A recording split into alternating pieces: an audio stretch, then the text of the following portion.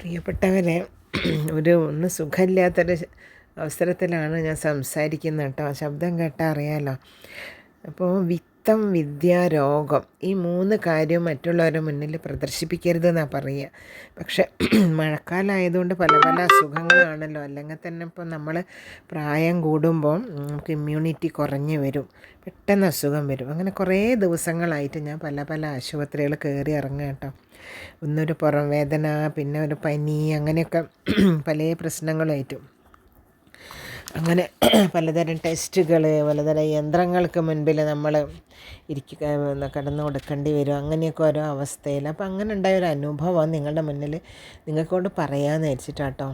അങ്ങനെ ഞാനൊരു ടെസ്റ്റിന് വേണ്ടി ഞാനൊരു ഇതിൻ്റെ മുന്നിൽ ഇരിക്കുന്ന സമയത്ത് ഒരു പേഷ്യൻ്റ്, ഗ്രേസ്ഫുള്ളായിട്ടുള്ള ഒരമ്മ, അവരുടെ കൂടെ ചെറുപ്പക്കാരിയായൊരു മകളുണ്ട്. ഒരു 10-22 വയസ്സുണ്ടാവും കേട്ടോ. അവരെ കയ്യിലൊരു കുഞ്ഞുണ്ട്, ചെറിയൊരു കുട്ടി കയ്യിലുണ്ട്.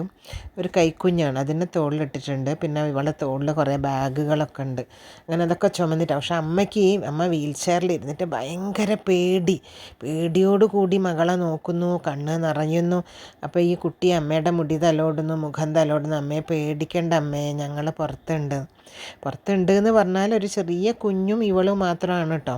അങ്ങനെ വീൽ ചെയറിൽ പിന്നെ അമ്മേനുള്ളിലേക്ക് കൊണ്ടുപോയി. അപ്പം മകൾ പെട്ടെന്ന് അവിടെ ഇരുന്നിട്ട് എൻ്റെ അടുത്തിരുന്ന് പൊട്ടി കരഞ്ഞിട്ട്, അയ്യോ എൻ്റെ അമ്മയ്ക്കൊന്നും വരല്ലേ, എൻ്റെ അമ്മയ്ക്കൊരു അസുഖം ഉണ്ടാവല്ലേ, അപകടമുള്ള അസുഖമൊന്നും ഉണ്ടാവല്ലേ എന്നാ കുട്ടി ഉറക്കെ പറഞ്ഞു പോവുക. അപ്പം ഞാൻ പറഞ്ഞല്ല മോളെ, നീ എന്തിനാ കരയുന്നത്? കരയേണ്ട ആവശ്യമില്ല. നമ്മൾ എന്തെങ്കിലും അസുഖം ഉണ്ടോ എന്ന് അറിയാനല്ലേ നമ്മൾ ഈ ടെസ്റ്റുകൾ നടത്തുന്നത്. എന്തെങ്കിലും തകരാറുണ്ടെങ്കിൽ അറിയാനില്ലെങ്കിൽ നമുക്കൊന്നുമില്ല പറഞ്ഞാൽ ആശ്വസിക്കാമല്ലോ എന്ന് ഞാൻ പറഞ്ഞു. അപ്പോൾ ആ കുട്ടിക്ക് കുറച്ച് ആശ്വാസമായി. അപ്പോൾ ഞാൻ പറഞ്ഞു, ഞാനും 1-2 ആഴ്ചയായി ഞാനും ഇങ്ങനെ ആശുപത്രി കയറി ഇറങ്ങാൻ മോളെ. അപ്പോൾ ചേച്ചിയുടെ കൂടെ ആരും ഇല്ലേ ചോദിച്ചു. അപ്പോൾ ഞാൻ പറഞ്ഞു, ഞാൻ ഒറ്റയ്ക്കാണോ ചോദിച്ചു. ഞാൻ പറഞ്ഞു, എല്ലാവരും ഒറ്റയ്ക്ക് തന്നെയല്ലേ മോളെ ഈ ലോകത്ത്, മകൻ പുറത്തുണ്ട് കേട്ടോ പറഞ്ഞു. പക്ഷെ ഒറ്റയ്ക്കായിട്ടും ചേച്ചിക്ക് ഒരു ടെൻഷനും ഇല്ലല്ലോ. ഞാൻ പറഞ്ഞു, എനിക്കൊരു ടെൻഷനും ഇല്ല, എന്ത് വന്നാലും നമ്മൾ നേരിടണമല്ലോ പറഞ്ഞു. അപ്പോഴേക്ക് ഈ അമ്മേനെ പുറത്തേക്ക് കൊണ്ടുവന്നു കേട്ടോ, വീൽ ചെയറിൽ. അപ്പോൾ അവരാകെ പേടിച്ച് വിറച്ചിട്ടാണുള്ളത്. കാരണം ഒരു മുറിയിൽ നമ്മൾ ഒറ്റയ്ക്കാണല്ലോ യന്ത്രത്തിൻ്റെ മുന്നിൽ കിടക്കുക, നിന്ന് വേണ്ടി വരിക. അപ്പോൾ ഈ ചുമലിലുള്ള കുട്ടീനെ വെച്ചിട്ട് ബാഗൊക്കെ അവിടെ ഇട്ടിട്ട് ഇവൾ ഓടി അമ്മേൻ്റെ അടുത്തേക്ക്. പിന്നെ വീൽ ചെയറിൽ തന്നെ ഇരുത്തിയിട്ട് അമ്മേനെ ബാഗ് തുറന്ന് കുറച്ച് കഞ്ഞി കുടിപ്പിച്ചു. പ്രായമുള്ള സ്ത്രീയൊന്നുമല്ല, പക്ഷെ ഭയങ്കര കെയറിങ്. അപ്പോൾ അങ്ങനെ എന്തോ ഒരു ഗുളിക എടുത്ത് കഴിച്ചു. അമ്മയെ അസിഡിറ്റി വരും, കഴിക്കുമോ. അങ്ങനെ ആ സ്ത്രീ എങ്ങനെയൊക്കെയോ അത് കുടിക്കുന്നുണ്ട്. അപ്പോഴത്തേക്ക് അപ്പോൾ ഒരു കുറച്ച് നേരം അവരോട് വെയിറ്റ് ചെയ്യാൻ പറഞ്ഞു. എന്നിട്ട് കുറച്ച് കഴിഞ്ഞപ്പോൾ എന്നെ വിളിച്ചു. അങ്ങനെ ഞാൻ പോയ സമയത്ത് പിന്നെ ഞാൻ പുറത്തിറങ്ങിയപ്പോൾ പിന്നെ ഈ അമ്മയും മോളും കൂടെ ഊബറിന് കാത്ത് നിൽക്കുന്ന കാണുന്ന കേട്ടോ. അപ്പം ഞാനിങ്ങനെ അതിലേ പോകുമ്പോൾ ഞാൻ പറഞ്ഞു, മോളെ എന്താ നിങ്ങൾക്ക് ഇങ്ങനെ പേടി? അമ്മയ്ക്കും ധൈര്യമില്ല, മോൾക്കും ധൈര്യമില്ല ഞാൻ പറഞ്ഞു കേട്ടോ.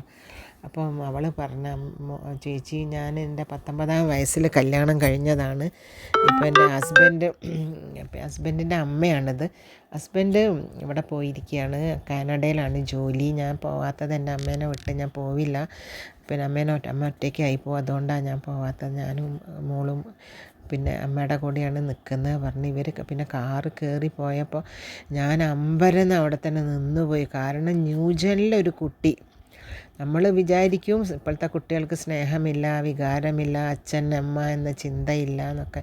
ആരാണ് പറഞ്ഞത്? സി ജനറേഷനിൽ വരുന്നൊരു കുട്ടിയാണത്. മില്ലീനിയൽസിൽ പോലും വരില്ല. എത്ര നിരാർദ്രമീ പുത്തനാം തലമുറ എന്ന് കവി പാടിയിട്ടുണ്ട്. പക്ഷേ ഏറ്റവും പുതിയ ചെറുപ്പക്കാരും പിന്നെ 35-40 വയസ്സായവരല്ല പറയുന്നത്, അവരൊക്കെ പിന്നെ മധ്യവയസ്സിലാണ് വരിക. അക്കൂട്ടരെ പറ്റിയല്ല, ഞാനൊക്കെ ഓൾഡ് ഏജാണ്.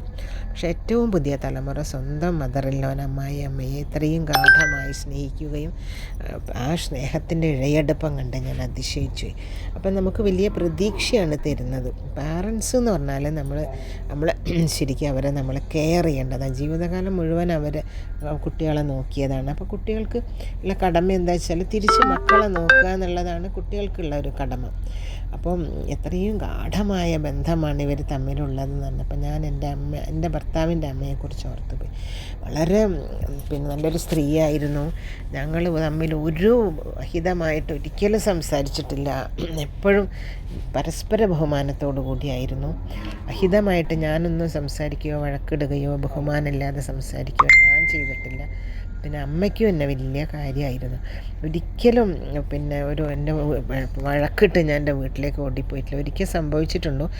അത് എനിക്ക് തീരെ സുഖമില്ലാത്ത സമയത്ത് ബാങ്കിൽ നിന്ന് ലീവ് എടുത്ത് വന്നിട്ട് നമുക്ക് ഡോക്ടറെ അടുത്ത് പോകണമെന്ന് ഞാൻ എൻ്റെ ഹസ്ബൻഡിനോട് പറഞ്ഞപ്പോൾ അദ്ദേഹം വന്നില്ല, മറന്നുപോയി അദ്ദേഹം. അങ്ങനെ പിറ്റേ ദിവസം ഞാൻ വീട്ടിലേക്ക് പോയി. ഞാൻ അമ്മേനോട് പറഞ്ഞു, അമ്മ ഞാൻ ഇനി പോകുന്നില്ല, എന്നെ നോക്കാനും കൂടെ കഴിയാത്ത ആളെന്നെ സുഖമില്ലെങ്കിലും ഡോക്ടറെ അടുത്ത് കൊണ്ട്. അപ്പോൾ അമ്മ പറഞ്ഞു, അതൊന്നും നടക്കാൻ പോകുന്നില്ല, നീ കല്യാണം കഴിഞ്ഞാൽ നീ അവിടെ നിൽക്കണം, നിസ്സാര കാര്യം പറഞ്ഞ് ഇങ്ങോട്ട് ഓടി വരാൻ പറ്റില്ല, നിസ്സാര പ്രശ്നങ്ങളൊക്കെ ഉണ്ടാക്കി അത് നീ സോൾവ് ചെയ്തോളാം, എന്നിട്ട് ഭർത്താവും നീയും തമ്മിലുള്ള പ്രശ്നം നീ അവിടുന്ന് സോൾവ് ചെയ്യുക, അച്ഛൻ്റെ അമ്മേൻ്റെ അടുത്തേക്ക് ഓടി വരാൻ പറ്റില്ല, കല്യാണം കഴിച്ച് കഴിഞ്ഞാൽ പിന്നെ നിനക്ക് ഇവിടെ അങ്ങനെയൊന്നും വന്ന് നിൽക്കാൻ പറ്റില്ല പറഞ്ഞു. എൻ്റെ അച്ഛനമ്മമാരൊക്കെ അക്കാര്യത്തിൽ വളരെ വിശാല മനസ്കരായിരുന്നു. അതുകൊണ്ട് തന്നെ എന്ത് പ്രശ്നം ഉണ്ടെങ്കിലും ഞാൻ വീട്ടിലേക്ക് പിന്നെ പോയിട്ടില്ല കേട്ടോ. ചെറിയ ചെറിയ പ്രശ്നങ്ങൾ നമ്മളുണ്ടാകുമ്പോൾ ഒന്നും അവിടെ പോയി താമസിക്കുന്ന കാര്യം ഞാൻ ഓർത്തിട്ടില്ല.